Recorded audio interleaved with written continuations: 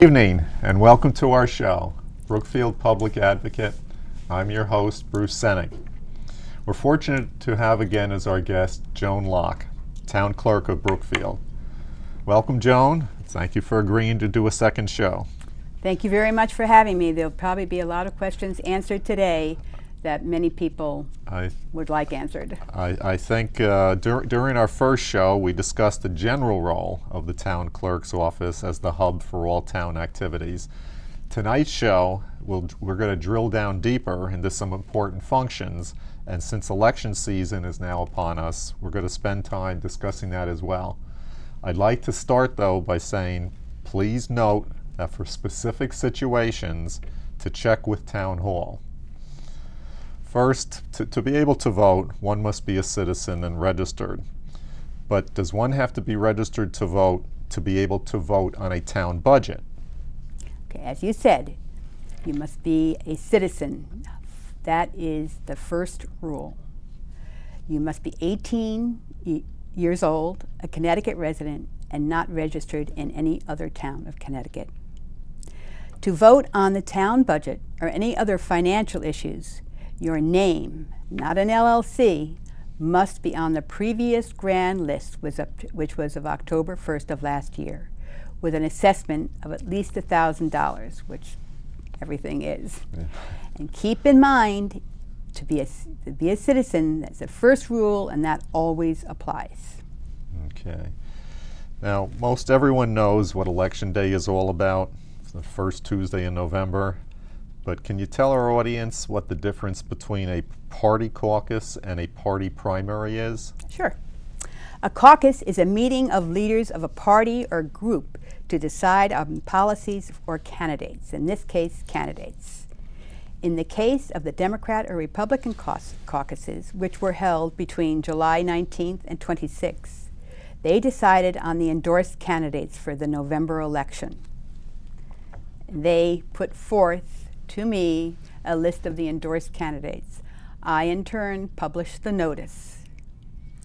A primary happens when an elector decides that he or she would like to run for an office that was not and they were not endorsed by the caucus.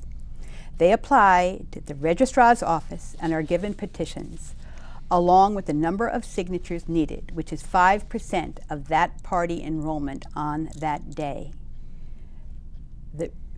Once the registrars are turned in, once the petitions are turned in to the registrar will notify the town clerk that the number of signatures has been met.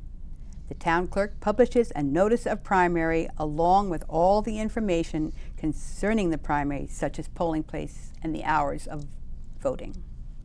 How are their dates determined? Because in 2010, the primary, I believe, was held at the beginning of August, and this year, 2011, the primary will be in September. The dates are set by state statute. This is our election calendar. It takes us from January through December. It's our Bible that we follow through all state primaries and elections. So they just send you down this every year? Every year we get an election calendar. They change it if they don't. Oh, gotcha. Also, when it comes to town-only business, could you explain to the viewers what the difference between a town meeting and a town referendum is? Sure. It's my understanding, according to our charter, that any expenditure over $1,000 must be approved at a town meeting. Any expenditure $1 million or over must go to a referendum.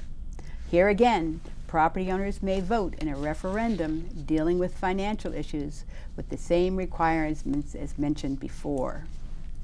There are other reasons for town meetings, which we won't get into, but you can check at our charter at C9-1. Okay. And notices, do notices need to be given, and how are those dates determined? Lead time, can you talk to that? Is this the... Yes, this is the Sure, commission. Now, this is mostly of meetings. A warning. This is meetings. This has to deal with elections. Okay. A warning of our primary must be published in a newspaper in the town having general circulation upon receiving certification from a registrar. Per state statutes 7-9, a referendum may not be held earlier than 13 days following a published warning.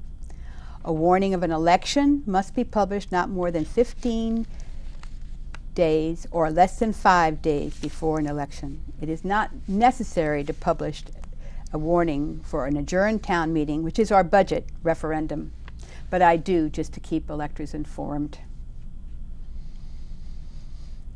Okay, and also, could you please explain what the procedure for absentee ballots might be? That I would like to go back to our annual town meeting, if I can, for a minute. Sure, certainly. Our annual town meeting is set by charter. It always takes place the first Tuesday in May. It takes place for the consideration of the budget and the transaction of other town business. The first selectman recommends a date for the referendum not less than 8 nor more than 14 days following the annual town meeting. The annual town meeting, which this is an interesting fact, does have the power to decrease or eliminate an appropriation or item in the appropriation if the attendance is equal to 4% of the registered voters in town. Interesting. So it's something that everyone does not know. I'm sure.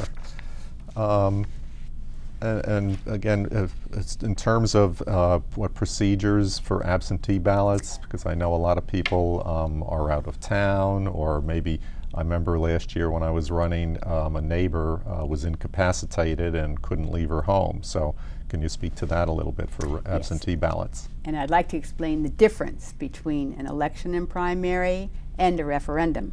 Okay. There's so many rules to follow. Different state statutes cover referendums, primaries, municipal elections, state elections, and presidential elections. There are different applications with different rules attached to each. Not surprisingly, electors may have many questions when it comes to applying for absentee ballots. I'm very happy to have this opportunity to try to explain some of the differences as they relate to each elector.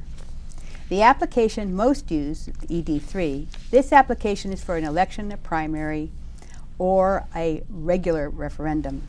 The ballots using this application may be applied for in person or through the mail and may be given personally or mailed to the elector.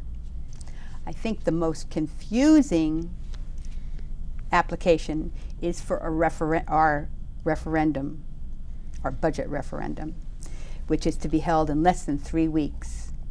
You must apply in person or designate one of the following people: a person caring for you because of your illness, a member of your family, a police officer, or a registrar of voters or a deputy registrar. Those are the people who can take your ballot to you and return it, but you have to designate them. To deliver the ballot to you, as I just said, or return the ballot to the town clerk's office, the designee must accept this responsibilities. Ballots are should be available 4 days after the town meeting. Usually I try to make a few ballots to give to people who are traveling, so we usually make them available the next day. The law prohibits our office, and this is just so important because so many people do not understand. The law prohibits our office from mailing any ballots for this type of referendum because of the short time period. Mm-hmm. There are also applications for emergency ballots. They're to be used when a person has an unforeseen illness. And unforeseen is only 6 days. 6 days before the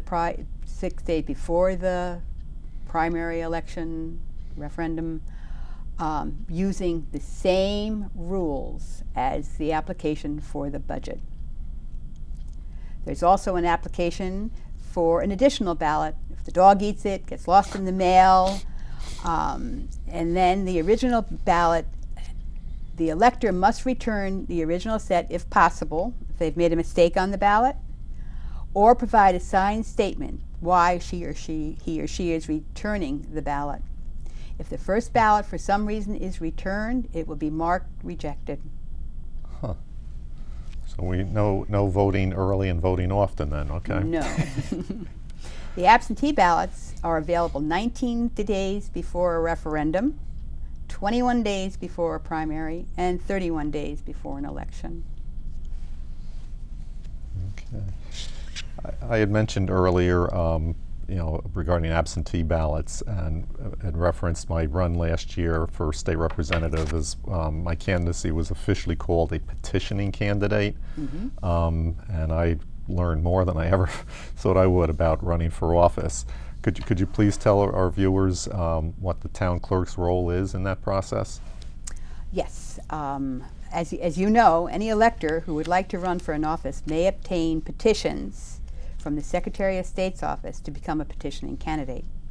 The Secretary of the State will issue petitions to the elector along in telling them with the number of signatures that they must collect, which is 1% of the votes that were cast for that office the last time it appeared on the ballot. Once the elector has collected the signatures, he or she returns them to the town clerk, who checks them, makes sure they are all registered voters, and sends them to the Secretary of State. Then they return a notice to the town clerk that said they have accepted them, and the elector becomes a candidate and runs on the petitioning line.